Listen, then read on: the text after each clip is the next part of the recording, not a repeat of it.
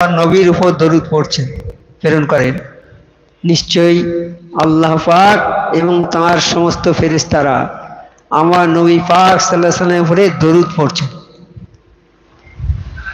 আমার নবী পাক সাল্লাল্লাহু আলাইহি ওয়াসাল্লাম কেমন মানুষ একবার চিন্তা করুন। আল্লাহ স্বয়ং দরুদ শরীফ পড়ছেন আমার নবী পাক সাল্লাল্লাহু আলাইহি ওয়াসাল্লামের উপরে। কেন? এতে তার মাহাত্ম্য সম্মানকে এত উচ্চে তুলে ধরা হয়েছে যে রাসূল সাল্লাল্লাহু আলাইহি ওয়াসাল্লামের শানে যে কাজের আদেশ আমাদেরকে দেয়া হয়েছে সেই কাজ স্বয়ং আল্লাহ তার ফেরেশতাগণ করেন। বলছে হে আমার আল্লাহ পাক নিজে পড়ছেন আর ফেরেশতারা সব নবী পাকের উপরে দরুদ পড়ছে আর বলছে হে আমার বান্দারা তোমরা আমার নবীর দরুদ ও সালাম প্রেরণ করো। আমার আল্লাহ যে কাজ করছেন সেই কাজটা আমাদের করতে বলছেন। তাই আমার নবী কত বড় উচ্চ পর্যায়ের মানুষ। আর বলছেন যদি আমি হে নবী তোমাকে যদি আমি সৃষ্টি না করতাম এই পৃথিবী সৃষ্টি করতাম না। তাহলে আমার নবীকে না সৃষ্টি করতে যদি এই পৃথিবীর সৃষ্টি হতো না। আজকে নবী পাককে সৃষ্টি করেছেন তারই বদৌলতে আল্লাহ আমাদের দুনিয়াতে পাঠিয়েছেন। আর আমার নবীর উপরে এই কালাম পাকটা পাঠিয়েছে, এই কালাম পাক যে আমরা দুনিয়াতে এসেছি আমরা কি জানি কি করব না করব। যেমন একটা মরুভূমির মাঝখানে যদি কাউকে ছেড়ে দেওয়া হয়, মরুভূমি রাস্তা কোন দিকে কোনটা গেছে কিছু তো রাস্তা নিদর্শন নেই, সে চিনবে কোথায় যাবে, তার গন্তব্যস্থলে সে পৌঁছতে পারবে না। যদি ওই সময় কোনো লোক যদি তাকে এসে বলে যে বাবা এই রাস্তায় যাও তাহলে তুমি ঠিক কিনারায় পৌঁছতে পারবে, নচেত মরুভূমির মধ্যে ঘুরে ঘুরে তোমার জীবনটা নষ্ট হয়ে যাবে। তো এই দুনিয়াটাই আমাদের পাঠিয়েছেন আল্লাহ ঠিক সেই রকম। আমরা এসে এখানে কি করব আমরা ঠিক বুঝতে পারবো না। কত লোক আমাদের মারতে পারবে, হাজার হাজার লোক বলবে হাজার কাজ করো, এ বলবে এটা করো, এ বলবো এইটা করো, ও বলবে এইটা করো, এইটা করলে তুমি জান্নাতে যাবে, এইটা করলে তুমি হবে, এইসব করো। বিভিন্ন হাজার হাজার লোক হাজারটা কথা নিয়ে আমাদের সামনে উপস্থিত থাকবে, কার কথাটা আমরা নেব? আমার নবী পাক সাল্লাল্লাহু আলাইহি ওয়াসাল্লাম বললেন যে হে সাহাবারা, সাহাবাদের প্রশ্নের জবাবে বললেন হে সাহাবারা আমি তো দুনিয়া থেকে চলে যাব, দুনিয়ায় নিয়েও আমি পর্দা নেব, আমি ইহলোক থেকে পরলোকে চলে যাব, তখন তোমরা কি করো?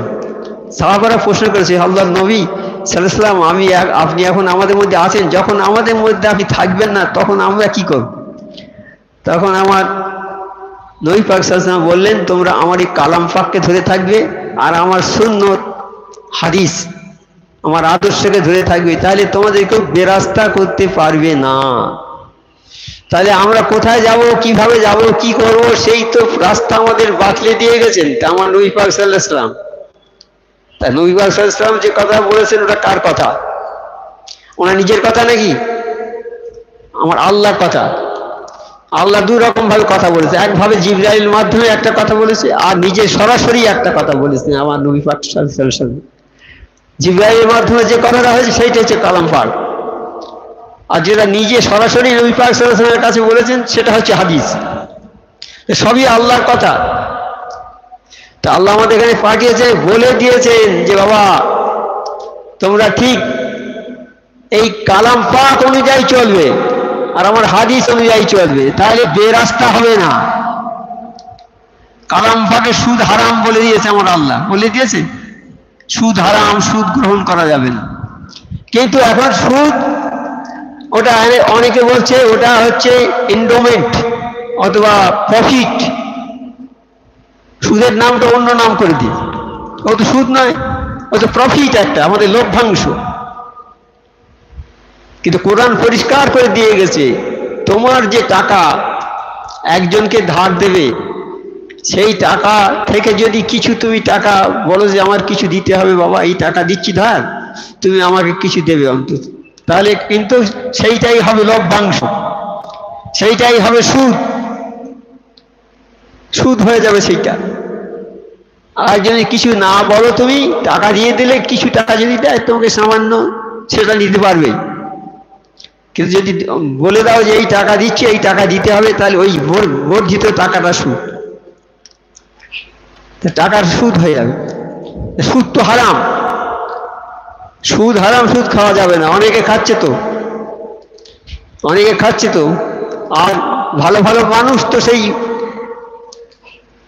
একটা জায়গায় মসজিদের উদ্বোধন হবে, বিরাট মসজিদের উদ্বোধন হবে, খুব বড় মসজিদ, ধনী লোকের তো সবাই ভালোবাসে, হ্যাঁ, ধনী লোকের পায়রামি সবাই করে, অর্থের যার আছে তা সেই হচ্ছে গ্রামের মাতব্বর, আর গরিব লোক যে ন্যায় লোক যে সে মাতব্বর হতে পারবে না, কারণ পয়সা নেই তার।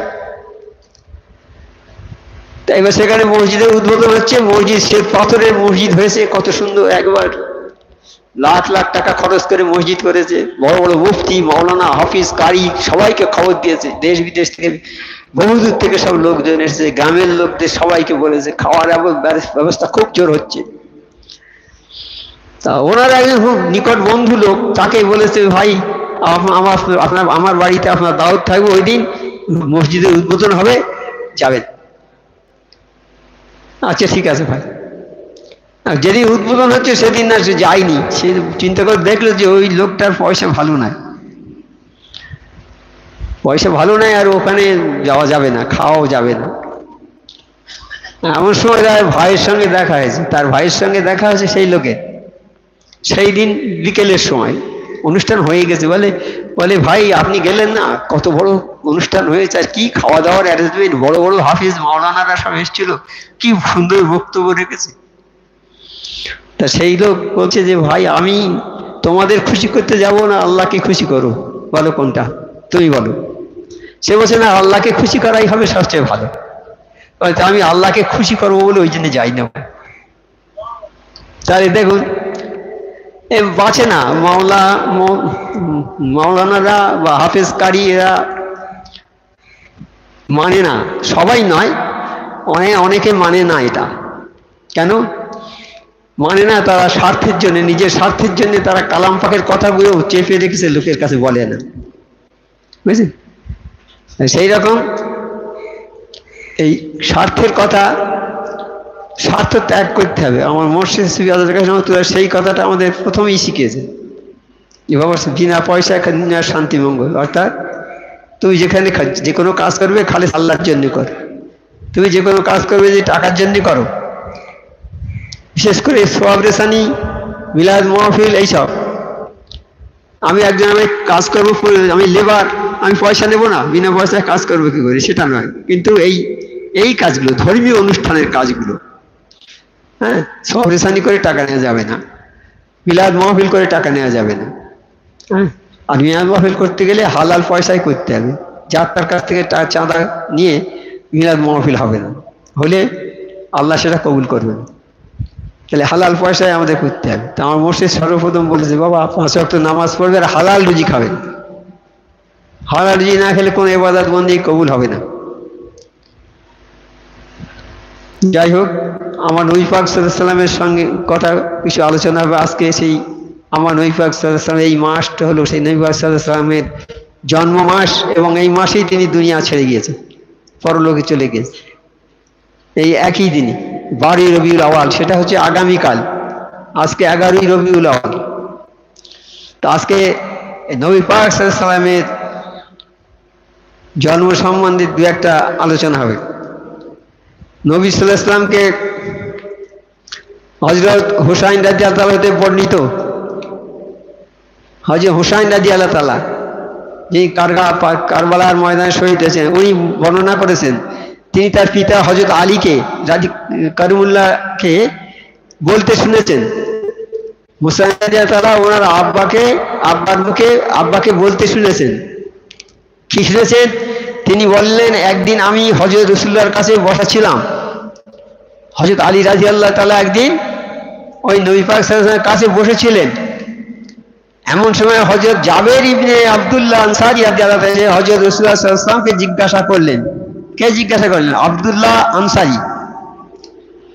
হ্যাঁ, হযরত জাবের ইবনে আব্দুল্লাহ আনসারী এসে জিজ্ঞেস করলেন, ইয়া রাসূলুল্লাহ, আমার মা বাপ আপনার জন্য কোরবান হোক, আমাকে বলুন সর্বপ্রথম আল্লাহ তাআলা কোন বস্তু সৃষ্টি করেছেন? আল্লাহ তাআলা সর্বপ্রথম কোন বস্তু সৃষ্টি করেছেন? সর্বপ্রথম পৃথিবীর সৃষ্টির আগেই কোন বস্তু সৃষ্টি করেছেন?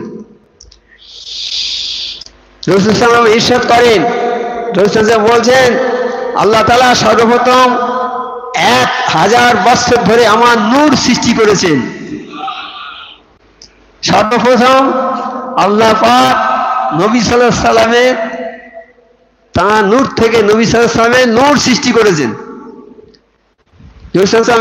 আল্লাহ তাআলা সর্বপ্রথম 1000 বছর ধরে আমার নূর সৃষ্টি করেছেন। নবী পাক সাল্লাল্লাহু আলাইহি সাল্লামের নূরটা সৃষ্টি করেছেন 1000 বছর ধরে। আর সেই একদিনে তোমাদের দুনিয়া হিসেবে 1000 বছরের সমান। 1000 বছরটা আর আমাদের ওখানে 1 বছর আমাদের এখানকার 1000 বছরের সমান। কতদিন ধরে ওইটা হয়েছে সমান। আল্লাহ কোটি সৃষ্ট আল্লাহ আমার নূর আল্লাহর সর্বত্র মর্যাদা গভীরভাবে পর্যবেক্ষণ করো তো আল্লাহ তসবিহ পাঠ তওয়াফ ও সেজদায় মশগুল থাকতো। যখন এই নূর সৃষ্টি করে সেখান থেকে তসবিহ তাহলিল করতো, সেজদায় থাকতেন উনি। একদা হাদিসে নবী সাল্লাল্লাহু আলাইহি ওয়াসাল্লাম বলেছেন আমি আল্লাহর নূর থেকে সৃষ্টি।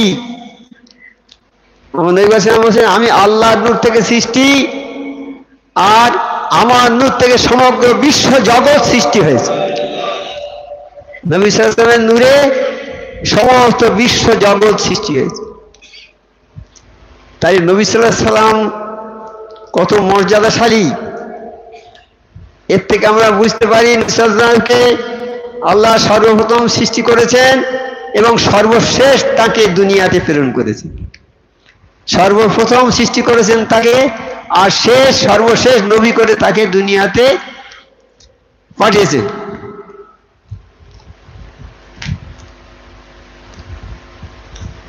সর্বশেষ নবী করে পাঠিয়েছেন। তাই এই নবীর জন্ম কবে হয়েছে, জন্ম কোথায় হয়েছে একটু জানা দরকার আমাদের। নবীর শৈশবকাল সম্বন্ধে কিছু জানা আমাদের প্রয়োজন। বিশ্বনবীর জন্ম হচ্ছে হযরত মুহাম্মদ মুস্তাফা সাল্লাল্লাহু আলাইহি সাল্লাম এর মক্কা নগরীর বিখ্যাত কুরাইশ বংশের। ওই মক্কা যেখানে হজ করতে যাহিরা, এই মক্কা নগরীর বিখ্যাত কুরাইশ বংশ। নবী পাক সাল্লাল্লাহু আলাইহি ওয়াসাল্লাম কুরাইশ বংশের একটি শাখা বনি হাশিম গোত্রে জন্মগ্রহণ করেন। তাহলে আমার নবী পাক সাল্লাল্লাহু আলাইহি ওয়াসাল্লাম কুরাইশ বংশের একটি শাখা বনি হাশিম গোত্রে জন্মগ্রহণ করেন। তার পিতার নাম আব্দুল্লাহ, মাতার নাম আমিনা। যীশু খ্রিস্টের জন্মের ঈসাই সনের 29 আগস্ট, যীশু খ্রিস্টের জন্মে 29 আগস্ট 52 হিজরি পূর্ব রবিউল আওয়াল, হিজরি সনের 52 হিজরি পূর্বে রবিউল আওয়াল মাসে 12 তারিখ সোমবার সুবহে সাদেকের সময় বিশ্বনবী হযরত মুহাম্মদ সাল্লাল্লাহু আলাইহি ওয়াসাল্লাম দুনিয়াতে আগমন করেন এবং আল্লাহ পাক তাকে নবী করেই দুনিয়াতে পাঠিয়েছেন। তার প্রমাণ আমরা তার শিশুকাল থেকে দেখতে পাই। তাকে নবী করে যে পাঠিয়েছেন, নবী করেই দুনিয়ায় পাঠিয়েছেন। আগে তো নবী করে তৈরি করে রেখে দিয়েছেন, আর শেষে পাঠিয়েছেন সেই নবীই আছে, তিনি নবী করে পাঠিয়েছেন। তার শিশুকালে আমরা কি প্রমাণ পাই? কিছু প্রমাণ আমরা পাই। যেমন 1 নম্বর, সেই সময় শিশু মুহাম্মদ সাল্লাল্লাহু আলাইহি ওয়াসাল্লামের জন্ম যখন হয় সেই সময় আরবের প্রথা ছিল কি সন্তান জন্মগ্রহণ করলেই তাকে গ্রামের ধাত্রীদের কাছে দুধ পান করানোর জন্য পাঠাতে হতো। আরব দেশের নিয়ম ছিল যে কোনো সন্তান যদি জন্মগ্রহণ করে তাকে ওই দুধ মার কাছে পাঠাতে হবে। বাইরে থেকে ধাত্রীরা আসবে, এসে সন্তানদের নিয়ে যাবে, তারা দুধ পান করানোর জন্য নিয়ে যাবে। তা নবী পাক সাল্লাল্লাহু আলাইহি ওয়াসাল্লাম যে সময় জন্মগ্রহণ করেছেন ওই সময় বাইরে থেকে অনেক ধাত্রীরা এলেন, অনেক ধাত্রী মেয়েরা এলেন। এসে তারা মক্কা শহরে সব বড় বড় ধনী লোকের ছেলে যারা ছিল সব তাদেরকে নিয়ে অনেক টাকা পয়সা জিনিসপত্র নিয়ে সব খুব আনন্দের সঙ্গে ফিরে চলে যাচ্ছে। আর মা হালিমা উনি আসছেন একটা দুর্বল গাধার পিঠে চেপে, দুর্বল উটের পিঠে চেপে আসছে। দুর্বল উটটা রোগা, হাঁটতে পারে না, খুব আস্তে আস্তে আসছে। এরা মক্কা শহরে এসে সব ছেলেদের নিয়ে, ধনীদের ছেলেদের নিয়ে ফিরে চলে যাচ্ছে। আর আমার মা হালিমা আসছেন, উনি একটা উটের পিঠে আস্তে আস্তে, উটটা চলতে পারে না, খুব ধীরে ধীরে সবার পেছনে এসে দেখেন, মক্কা শহরে গিয়ে দেখেন যে আজ সন্তান আর নেই, সব নিয়ে চলে গেছে। একটা সন্তান আছে, সেই সন্তানটা নিঃস্ব, এতিম সন্তান। সেই সন্তানটা আছে, ওইটা ওরা নেয়নি, কেউ ভালোবাসেনি, যে গরিবের ছেলে নেব, পয়সা দিতে পারবে না, নিয়ে লাভ হবে না, দেখে চলে গেছে।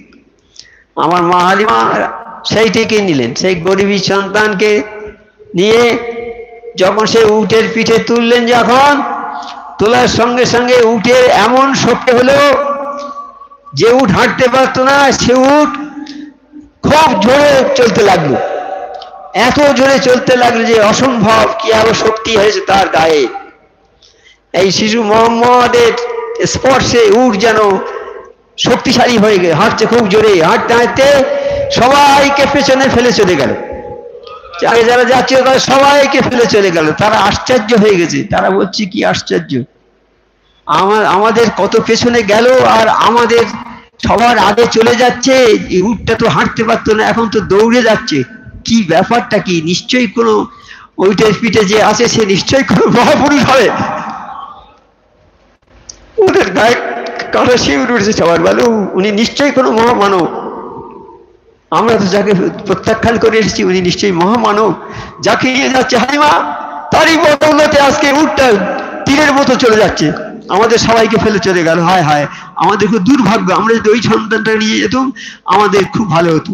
দুঃখ করছে, যেমন কাল কিয়ামতের ময়দানে গিয়ে মানুষ দুঃখ করবে, হায় আল্লাহ আমাদের একবার দুনিয়ায় পাঠান, দুনিয়ায় একবার পাঠান আল্লাহ। যখন ধরে নিয়ে যাবে শিকলে বেঁধে নিয়ে যাবে, ঠেলে ঠেলে যখন জাহান্নামের দিকে নিয়ে যাবে, বললা আল্লাহ আমাদের একবার ছেড়ে দাও। আর দোজখের ফেরেশতারা বলবে, বাবা তোমরা দুনিয়ায় ছিলে, কোনো লোক কি তোমাদের বলেনি এই কথা, দোজখের কথা, বেহেশতের কথা, বা খারাপ কাজ করলে দোজখে আসতে হবে, তা তোমরা দোজখে কেন এসছো বাবা? তারা বলবে, আমরা নামাজ পড়িনি আর মিসকিনদের খানা খাওয়াইনি, এই জন্যে আমাদের এই দুনিয়া। কোনো লোক কি তোমাদের বলেনি বাবা? বলে অনেক লোক আমাদের কাছে বলেছে এইসব কথা, আমরা বিশ্বাস করি। এই হাই হুতাশ করতে থাকবে তখন, আর তখন হাই হুতাশ করে কোনো লাভ হবে না। তা এরা হাই হুতাশ করছে, তখন সর্বনাশ করেছে আমরা। ওই ছেলেটাকে যদি নিয়ে যেতাম আমরা, আমাদের এরকম হতো, ভালো, খুব ভালো হতো। তাদের মনে আফসোস হচ্ছে শুধু। তা কাজ করার পরে, কাজ করার আগে আফসোস করতে হবে যে এই কাজটা যেন ভালোভাবে আমি করতে পারি। এ আল্লাহ, আমি নামাজ পড়তে দাঁড়িয়েছি যেন ভালোভাবে নামাজ পড়তে পারি। আল্লাহ, আমি হজে যাচ্ছি, হজটা যেন আল্লাহ তোমার খালেস, আল্লাহ তোমার জন্য হজ করতে পারি। যে কোনো কাজ খালেস আল্লাহর জন্য। ভিক্ষুককে দান করছি, আল্লাহ এই দানটা আমি খালেস তোমার জন্য দান করছি। একজন ভিক্ষুককে খাওয়াচ্ছি আমি, হে আল্লাহ আমি ভিক্ষুককে খাওয়াচ্ছি, আল্লাহ তুমি খুশি হবে এই জন্য খাওয়াচ্ছি। তাহলে তোমার সেই দানটা আল্লাহর দরবারে গৃহীত হয়ে যায়। যে কোনো দান, যে কোনো জিনিস আল্লাহর উপরে ভরসা করে করতে হবে, তবেই আল্লাহ সেটা গ্রহণ করে। এইবার হালিমার বাড়িতে নিয়ে গেল। হালিমার বাড়িতে গাছপালা সব শুকিয়ে গেছে, ছাগল ভেড়াগুলো সব একদম দুর্বল হয়ে গেছে, আর নড়তে উঠতে পারে না। নবী পাক সাল্লাল্লাহু আলাইহি ওয়াসাল্লামকে নিয়ে বাড়িতে গিয়ে যখন নিয়েছে, দেখে যে গাছগুলো শুকিয়ে গেছে, সমস্ত গাছগুলো সবুজ হয়ে গেছে, রং সবুজ হয়ে সব গাছে ফল ধরেছে, সব গাছে ফল ফুলে একবার ভর্তি হয়ে গেছে। আর ছাগল ভেড়াগুলো যারা মাঠে গিয়েছিল, যারা হাঁটতে পারতো না, তারা আসছে একবার গায়ে যেন নড়ি পড়ছে, গা থেকে দুধ করে, এত দুধ তাদের দুধে এত দুধ দেখা যাচ্ছে যেন একবার দুধ ফেটে যাচ্ছে, তাদের ছাগল ভেড়ার স্তনগুলো যেন ফেটে যাচ্ছে দুধে। এবার মা হালিমার সংসারের অবস্থার পরিবর্তন হয়ে গেল, ফিরে গেল, ধনী লোক হয়ে গেল, আর কোনো অভাব থাকলো না। সাল্লামের নিয়ে যাওয়ার বদৌলতে আল্লাহ তাদের সংসারে আর কোনো অভাব রাখলো না। এইবার কি হবে? আর একটা দেখুন, আর একটা মুজিজা কি, আমার শিশু মোহাম্মদ তো নবী হয়ে গিয়েছেন, শিশুবেলায় তিনি এইসবগুলো দেখাচ্ছেন, এইসবগুলো মুজিজা।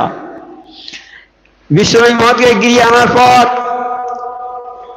হালিমার গিয়ে বরকত দেখা দিল, বাড়ির খেজুর গাছ, আঙুর গাছ, বিভিন্ন ফলমূলের গাছ শুকিয়ে গিয়েছিল। শিশু মোহাম্মদের আগমনে সব সজীব হয়ে গেছে। বাড়ির ছাগল ভেড়াগুলো সন্ধ্যায় বাড়ি ফিরে পেট ভরে আসে এবং এরা স্তনে দুধ পূর্ণ হয়ে আসে। উটটি খুব রোগা ছিল, এখন দেখে নাদুস টুদুস হয়েছে, প্রচুর পরে দুধ দিতে লাগলো। হালিমার সংসারে আর কোনো অভাব নাই। এইবার শিশুর অবস্থা, শিশু মোহাম্মদ কোনদিন বিছানায় পেচ্ছাপ করেনি, পায়খানা পেচ্ছাপ করেনি। ছোট বাচ্চা যত পেচ্ছাপ করে পায়খানা করে বিছানায়, নবী পাক সাল্লাল্লাহু আলাইহি ওয়াসাল্লাম ছোটবেলায় কোনদিন পেচ্ছাপ পায়খানা করতো না বিছানায়। আর মা হালিমার একটা সন্তান ছিল, সে পেচ্ছাপ পায়খানা করতো সব বিছানায়। নবী পাক সাল্লাল্লাহু আলাইহি ওয়াসাল্লাম যাওয়ার পরে তার সেটা আর নেই, সে রোগটা দূর হয়ে গেছে, সে আর বিছানায় পেচ্ছাপ করে না, পায়খানা করে না। আর নবী পাক সাল্লাল্লাহু আলাইহি ওয়াসাল্লাম গিয়ে মা হালিমার একটা স্তন খায়, একটা স্তন খায় হলে আর একটা স্তন যখন মুখে দেয় সেটা আর খায় না। কেন খায় না? ওনার একটা দুধ ভাই আছে। উনি জানলেন কি করে? উনি তো আল্লাহর তরফ থেকে জেনে গেছেন, উনি সেটা খান না, একটা স্তন খান, একটা দুধ ভাইয়ের জন্য রেখে দেয়। ছোটবেলা থেকে কিরকম ইনসাফ আমার নবী পাক সাল্লাল্লাহু আলাইহি ওয়াসাল্লাম। এবার 2 বছর 5 করে দুধ পান করলো, মা হালিমার কাছে নিয়ে গেলেন। সেই সময় মক্কাতে খুব রোগের প্রভাব, খুব রোগ অসুখ বিসুখ হচ্ছে। মা আমিনা বললে যে না, আবার তুমি নিয়ে যাও, তুমি রেখে দাও কিছুদিন। বাড়ি নিয়ে গেল। এইবার হালিমার বড় মেয়ে একদিন সেই মোহাম্মদ সাল্লাল্লাহু আলাইহি ওয়াসাল্লামকে নিয়ে একটা মেলায় গিয়েছে। মা হালিমা তো খুঁজে পায় না, কোথায় গেল ছেলেটা, কোথায় গেল খুঁজে পায় না, হাই হুতাশ করে বেড়াচ্ছে। এমন সময় ফিরে এসেছে করে নিয়ে। তো বলছে তুমি কোথায় গিয়েছিলে বলো? আর আমি ওই মেলায় গিয়েছি। কেন গিয়েছো? মেলায় গিয়েছে এই রোদের সময়, এই কাঠ ফাটার রোদ, এই রোদে নিয়ে এসে কত কষ্ট হয়েছে। না গো মা, কষ্ট হয়নি, আমার এই দুধ ভাই আমার সঙ্গে গিয়েছে। যখন আমরা যাই দেখি একটা মেঘ আমাদের ছায়া করে রেখেছে, সবসময় মেঘ ছায়া করে রেখেছে। যেখানে আমরা যাচ্ছি সেই মেঘটা আমাদের মাথায় ছায়া করে রেখেছে। সে আমাদের কোনো কষ্ট হয়নি, আমাদের রোদ আমাদের গায়ে লাগেনি, মেঘ ছায়া করে রেখেছে। এমন শিশু মোহাম্মদকে নিয়ে বাড়ি ফিরলাম। তা মা তো খুব বকাবকি করছে। তা বললো না গো মা, আমার ভাইয়ের কোনো কষ্ট হয়নি। কই ভাই কোনো কষ্ট হয়নি, আমি যেখানে যাই এবং যত দূরে যাই এককান্ত মেঘ তাকে ছায়া করে রাখে, সবসময় মেঘ ছায়া করে রেখে ছোটবেলা থেকে। এবারে বক্ষ বিতরক, শিশু মোহাম্মদ পাড়ার ছেলেদের সঙ্গে খেলা করছিলেন। এমন সময় দুজন সাদা পোশাকধারী ব্যক্তি এসে শিশু মোহাম্মদের বক্ষ চিরে ফেলল এবং তারপরে পেট সেলাই করে দিয়ে তারা কোথায় যেন অদৃশ্য হয়ে গেল। পেটটা চিরে ফেললো, ফেলে আবু জমজমের পানি দিয়ে নাড়ি টাড়িগুলো সব পরিষ্কার করে ধুয়ে পেটের মধ্যে দিয়ে সেলাই করে দিয়ে গেল। সেলাই করে দিয়ে তারা কোথায় চলে গেল আর তাদেরকে দেখতে পেল না। শিশু মোহাম্মদের দুধ ভাই আব্দুল্লাহ এই দৃশ্য দেখে বাড়ি এসে মাকে বলল, মা, কোরেশ ভাইকে কারা খুন করেছে? আমার সঙ্গে ছিল সেই দুধ ভাই, সে ছুটে বাড়ি এসে মাকে খবর দিচ্ছে, মা, আবার ভাইকে কে খুন করে দিয়েছে, কোরেশ ভাইকে কে খুন করে দিয়েছে। শিশু মোহাম্মদ ভয়ে জড়সড়। হালিমা এই কথা শুনে হালিমা এবং ওনার স্বামী দুজনেই শিশু মোহাম্মদের কাছে দৌড়ে গেল। শিশু মোহাম্মদ ভয়ে জড়সড়, তখন ভয়ে থরথর করে কাঁপছে, মুখে কথা নেই। কেন এমন হলো জানার জন্য এক ইহুদি গণকের কাছে নিয়ে গেল। এটা এরকম হলো কেন? একটা গণক ছিল সেখানে, ইহুদি গণক, তার কাছে নিয়ে গেছে। গণক দেখে বলেন, এই শিশুই হলো বিশ্বনবী মোহাম্মদ।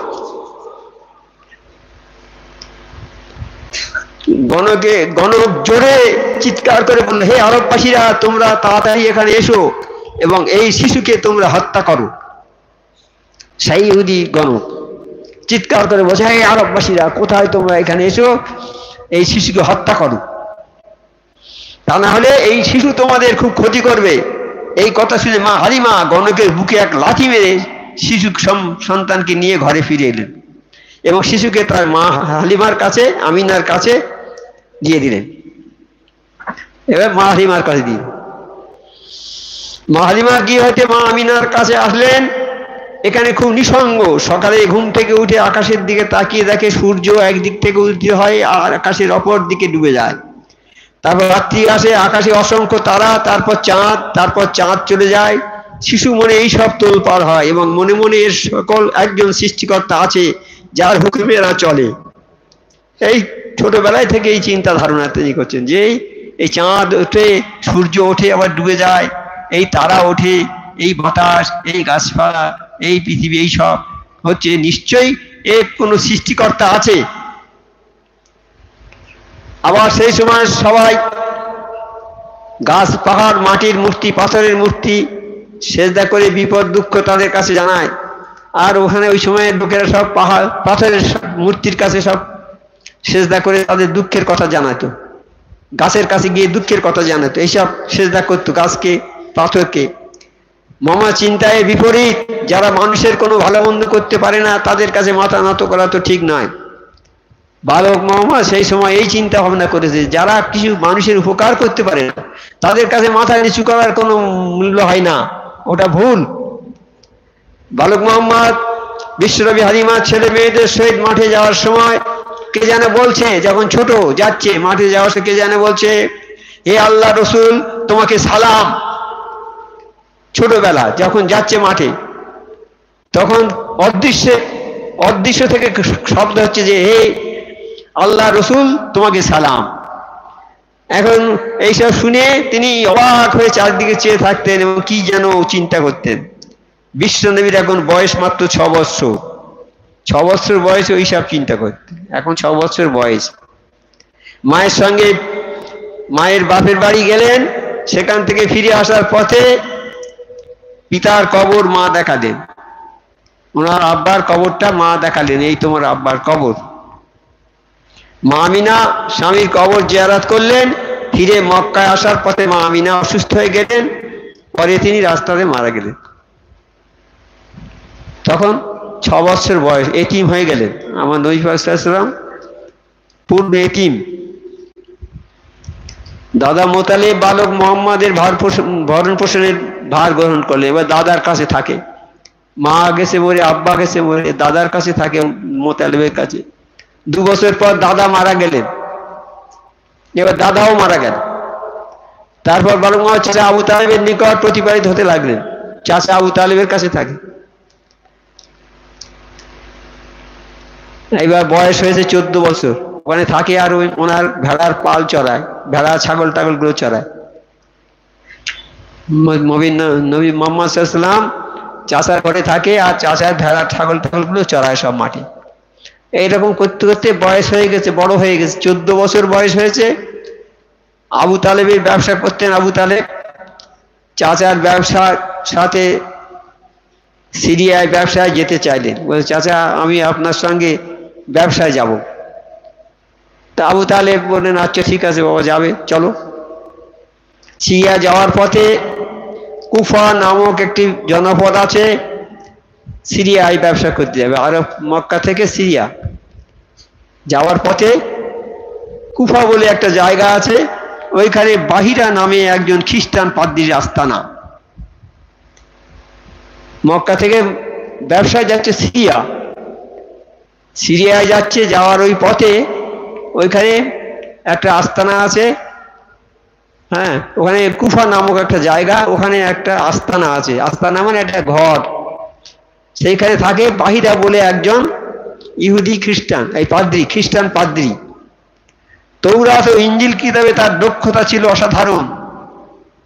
তৌরাত ও ইঞ্জিল 4টে, তৌরাত, ইঞ্জিল, জব্বুর আর ফরকান 4টে মহাগ্রন্থ।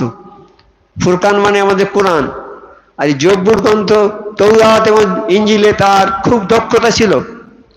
বাহিরা এই 2 কেতাবে দেখেছিলেন যে হেরা পর্বত হইতে বিশ্বনবীর আবির্ভাব হবে, বিশ্বনবী যে আসবে দুনিয়ায়, এটা আগের কেতাবে, বহু কেতাবে উল্লেখ করে দিয়ে গেছে।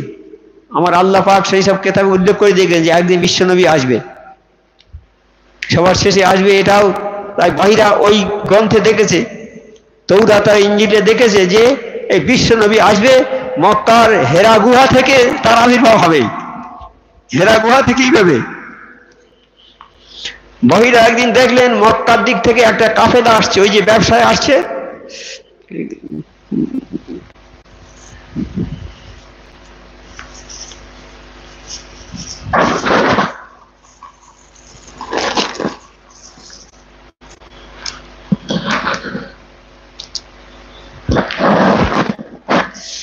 حقا يدوشي اللهم صل وسلم وبارك على نبينا الكريم محمد العالمين جميع المسلمين سيدنا مولانا محمد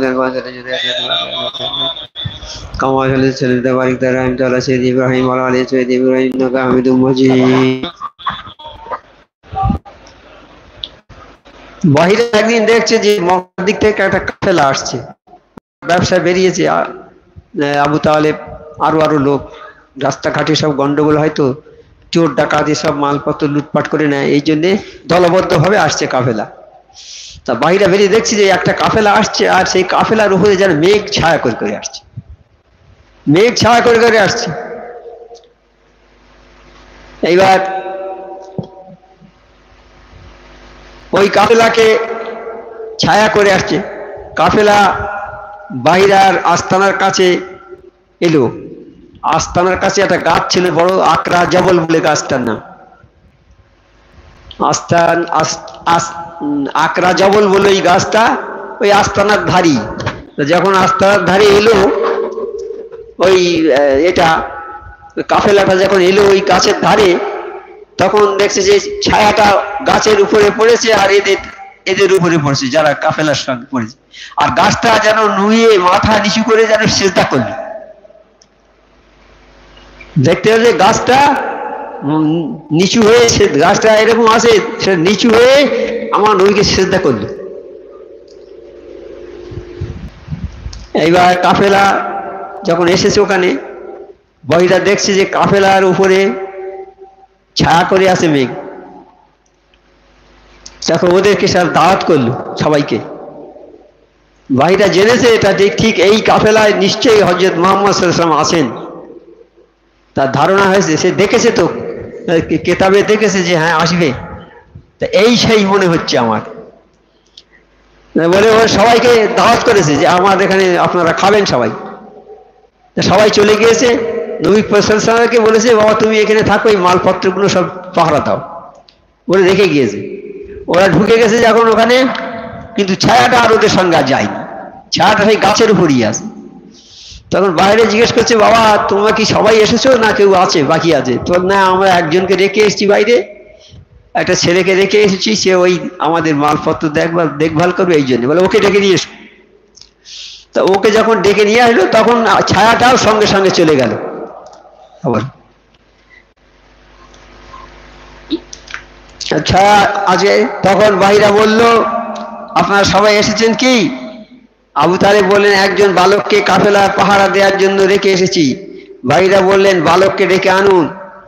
বালককে ডেকে আনলো, মেঘের ছায়াও চলে আসলো বালকটির সঙ্গে। রাত্রে সবাই ঘুমিয়ে পড়েছে, এমন সময় বাহিরা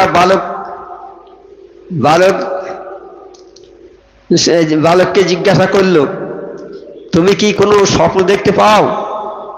বালক বললেন হ্যাঁ। বালকের মুখে প্রাপ্ত স্বপ্ন বৃত্তান্ত শুনে বালকের পৃষ্ঠে দর্শন করে পৃষ্ঠের উপর মোহরে নবুয়ত চিহ্ন দেখে বললেন তুমি সেই। এবার রাত্রে গিয়ে ওনার কাছে শুনলো সব, তুমি কোথা থেকে আসছো, তোমার নাম কি, তোমার নাম কি, তুমি কোথা থেকে আসছো, এই সব বললো। তখন উনি বললেন, তারপরে ওনাকে দেখলো, তারপর সেই পিঠের নবুয়তটাও উনি দেখেছেন, দর্শন করে পৃষ্ঠের উপর মোহরের নবুয়ত চিহ্ন দেখে বললেন তুমি সেই। তারপর বাইরে বললেন ওকে খুব সাবধানে নিয়ে যান, এবার চাচাকে বলে দিচ্ছি ওকে সাবধানে নিয়ে যান, একে দেখলে লোকে একে মেরে ফেলবে, একে ব্যবসায় বেশি দিন থাকবেন না। আবু তালেব তাড়াতাড়ি গিয়ে ব্যবসার কাজ সেরে ফিরে নবী সাল্লাল্লাহু মুহাম্মদ সিরিয়া লোক দেখলে মেরে ফেলবে।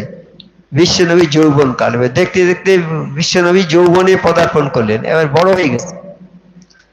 সকল যুবকদের মতো তিনি খেলাধুলো, অস্ত্র চালনা এসব পছন্দ করতেন না। আরবের ছেলেরা সব অস্ত্র শিক্ষা করতো, খেলাধুলা করতো, নবী পাক সাল্লাল্লাহু আলাইহি ওয়াসাল্লাম ওটা পছন্দ করতেন না।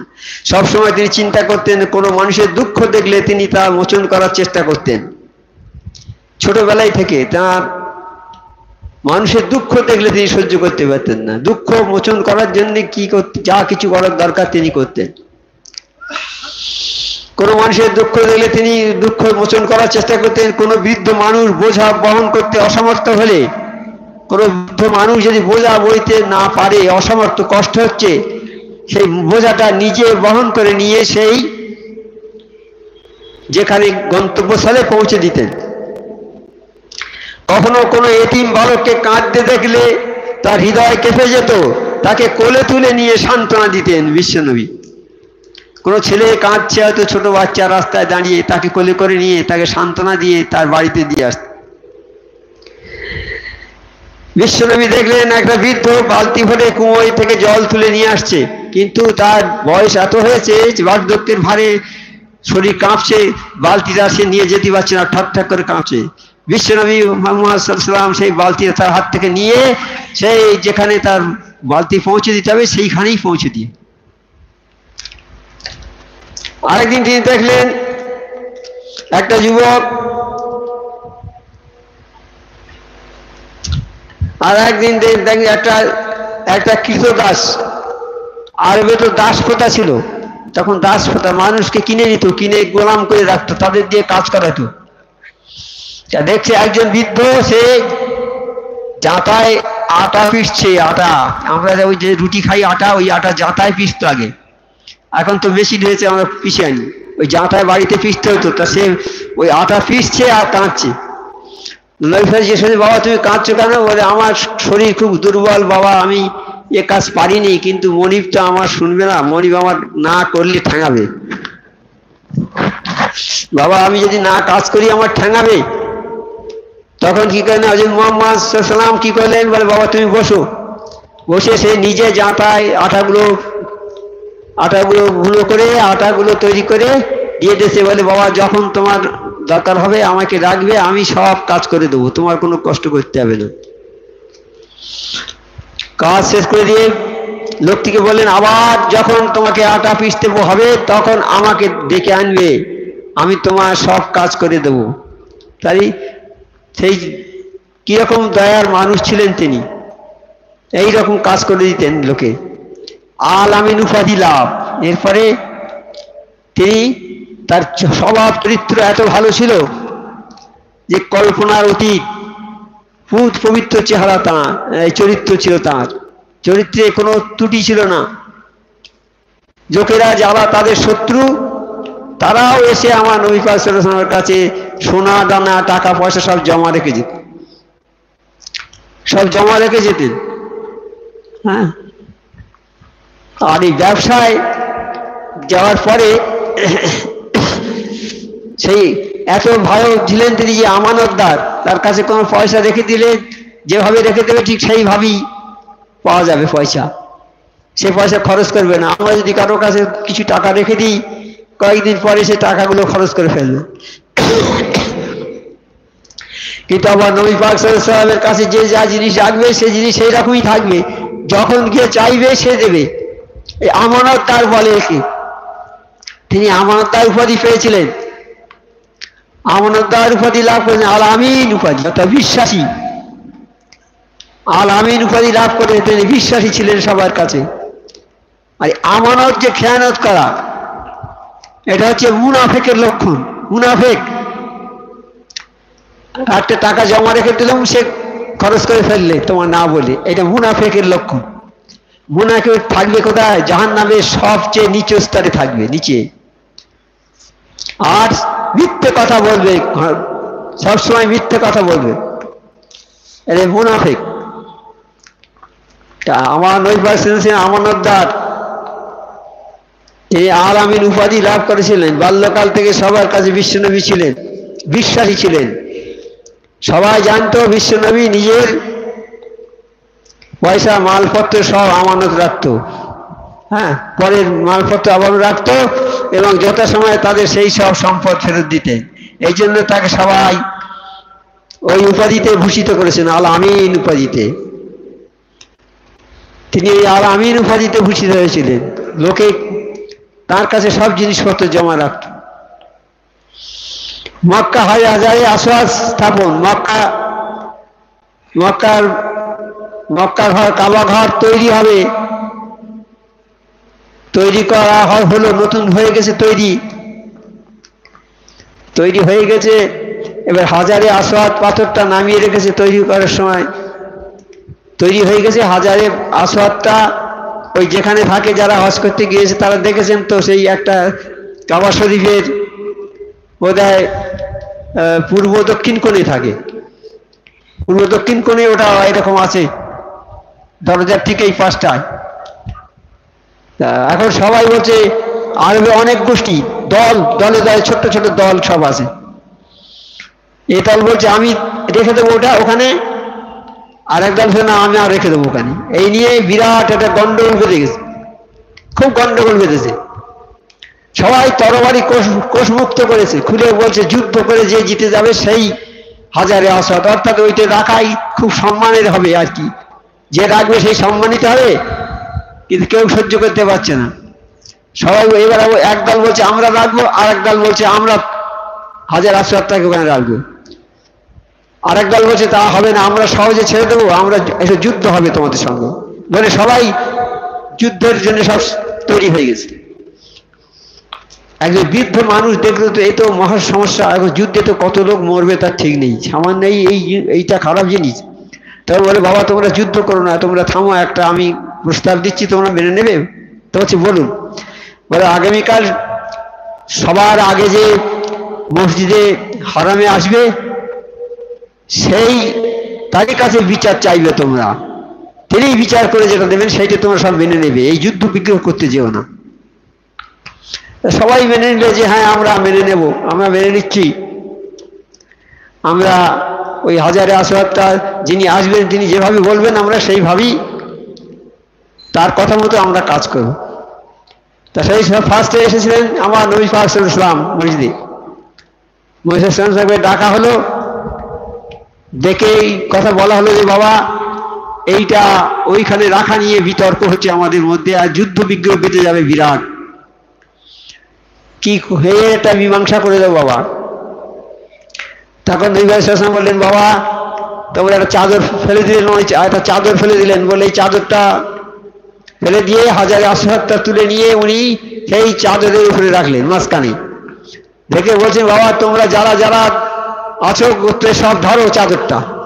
তারা সবাই এসে চাদরটা ধরলো, সবাই চাদর ধরলো, বলে এইবার উঁচু করো, উঁচু করে আমার নবী সাল্লাল্লাহু আলাইহি ওয়াসাল্লাম ওকে ধরে আর সেখানে সেট করে দিলে। সবাই খুশি হয়ে গেল যে আমরা সবাই তুলে দিয়েছি, হাজার আসওয়াদটা আমরা সবাই ধরে তুলে দিয়েছি, এটা বিরাট যুদ্ধ বিগ্রহ থেকে বেঁচে গেল। তা এইরকম ছিলেন আমার নবী সাল্লাল্লাহু আলাইহি ওয়াসাল্লাম, সমাধানকারী, বড় বড় বিবাদ সমাধান করেছেন উনি। অনেক অনেক যুদ্ধ যাতে মানুষ ক্ষয় হয়ে যাবে, তখন তো অত বুঝতো না আরববাসী, যে যার মেজাজে থাকতো, বড় বড় গোত্র ছোট গোত্রের উপরে অত্যাচার করতো, আর আরববাসীরা লুটতরাজ ছিল, লুণ্ঠন করতো, নেশা ভান করতো, তারপরে চুরি করতো, ডাকাতি করতো, জ্যান্ত মেয়ে হলে পুঁতে ফেলতো, পুরুষদের বাঁচতে যাচ্তো জ্যান্ত মেয়েতে পুঁতে ফেলতো, এইসব কাজ করতো। তারা হিংস্র প্রকৃতির ছিল, সবসময় তরবারি নিয়ে ঘুরতো সবসময়। সেই যুদ্ধ যাতে না হয় সেই যুদ্ধ বন্ধ করে দিয়েছেন আমার নবী সাল্লাল্লাহু আলাইহি ওয়াসাল্লাম, সেই সমাধান করে দিয়েছেন, সুন্দরভাবে সমাধান করে দিয়েছেন।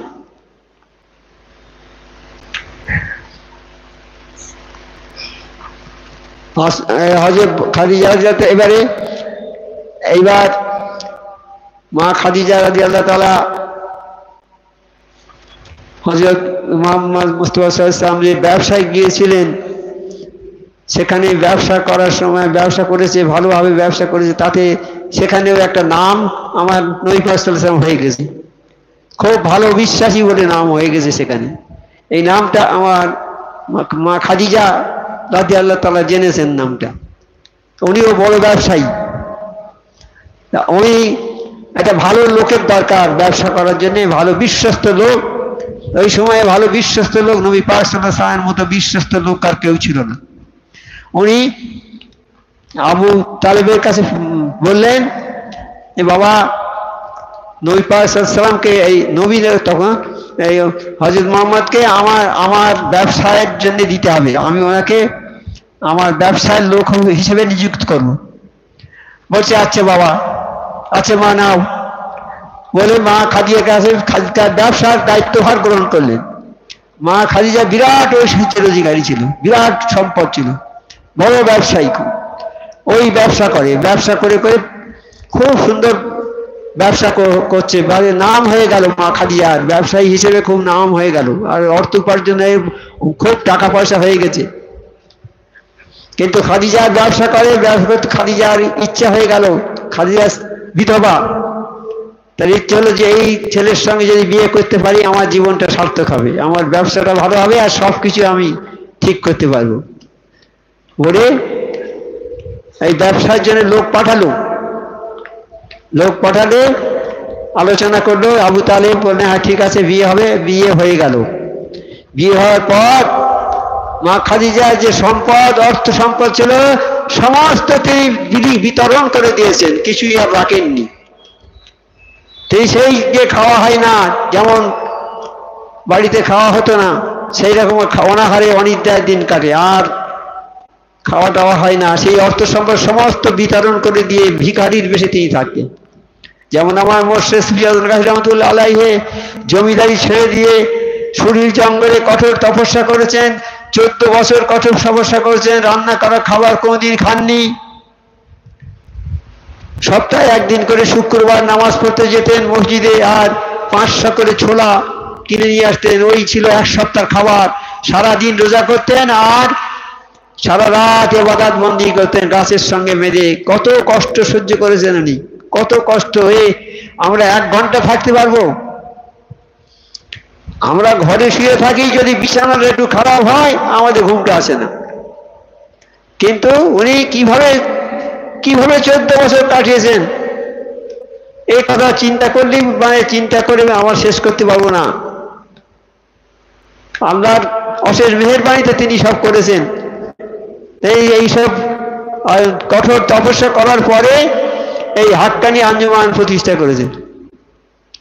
এই হাক্কানি আঞ্জুমান যদি প্রতিষ্ঠা না করতেন তাহলে আজকে আমরা কোথায় চলে যেতাম। আমরা ওইখানে এসেছি, এই দরবারটা হচ্ছে হক দরবার আছে, হক দরবার আছে। এই দরবার কালাম পাকের দরবার, গুনাহ মাফির দরবার। এই দরবারে যারা এসেছে তারা আল্লাহ তাদের জীবনের সমস্ত গুনাহ মাফ করে দিয়েছে। আর যারা এই দরবারে আদবের সঙ্গে বসেছে আল্লাহ তাদের 100 বছরে বেরিয়ে বেড়াতে সব দান করেছে। এই দরবারে যারা এসেছে তারা আলোর অন্ধকার থেকে আলোর মধ্যে এসেছে। এই দরবারে যারা এসেছে তাদের আগের পিছে তার কোনো গুনাহ নেই, আল্লাহ সব মাফ করে দিয়েছে। এই দরবারটা খুব দামি দরবার আমরা পেয়েছি, আমাদের খুবই সৌভাগ্য। আল্লাহ যেন আমাদের এই দরবারে আমৃত্যু পর্যন্ত রেখে দেয়, এই তৌফিক যেন আমাদের সবাইকে আল্লাহ দান করেন।